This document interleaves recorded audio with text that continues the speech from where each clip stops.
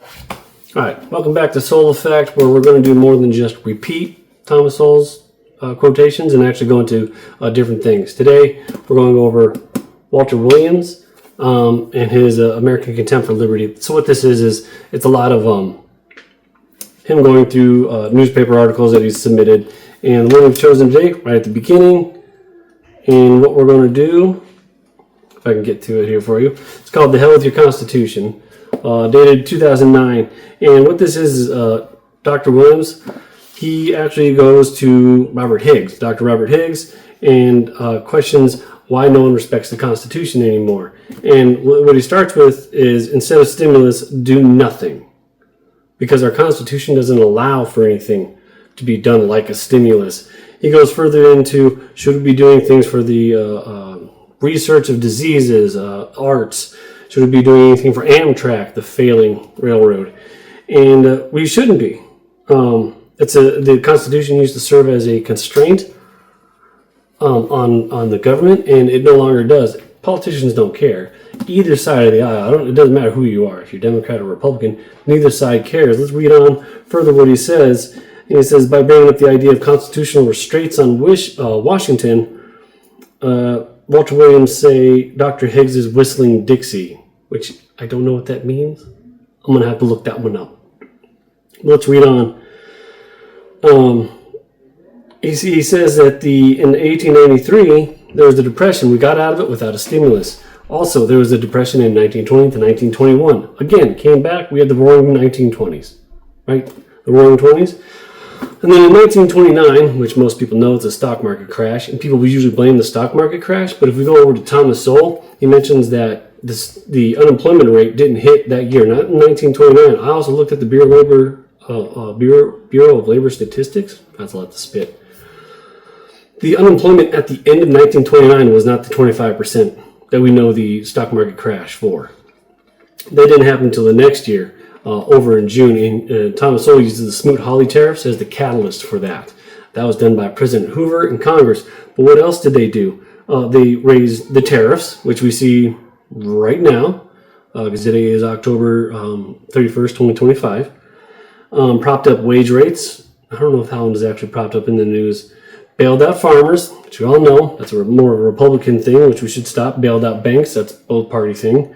We should stop doing that. And other businesses, I would include NGOs in there. And finance state relief efforts, which we should stop doing, because you're passing on responsibility from the states to the feds, so they don't have to actually take responsibility for it. Then Roosevelt came into office, and he did the same thing that Hoover did, except he took it further. He did more expansion of the government, and it protracted all the way into the Depression, all the way into the 1940s, into World War II. And how do we know this? Because the unemployment actually spiked back up to 19% in 1937. Like, it was going down, then it came back up. So there's no way to say that Roosevelt actually did a good job with all these programs. He actually kind of hurt us in the long run. So the big question that Walter Williams brings in this book is, should Washington be guided by the Constitution, by the restraints in the Constitution? Of course, he says yes. Your Congress says no. Your president says no. And in here he actually explains that Supreme Court used to side with the Constitution until he was threatened from Roosevelt. So the Supreme Court was actually threatened by them, by Congress and by the president. To be emasculated is the word he uses. But he says here, in James Madison, the father of the Constitution, wrote in Federalist Paper number 45. I'll flip over here. Got that right here. It's a big, thick book. If you can read this, good for you. Federalist 45. I don't know if you can see that. All right, but it's on the last page here. And what it says is, the powers delegated by the proposed Constitution to the federal government are few and defined. Those which are to remain in the state governments are numerous and indefinite. And of course, how Walter Williams ends this thing is, did we amend the Constitution for taxation? 16th Amendment, 1913. We actually did, but it was not in the original Constitution. It was the politicians who did that in 1913. So back to Walter Williams' point, all this spending that we're doing right now that we see should be eliminated and go revert back to the original Constitution to where we do none of this spending, and we'd be better off for it. One, the money stays in our pockets instead of being funneled through politicians' hands, and yeah, that's about it. Actually, you get to keep your money, and then the government doesn't have control over your life.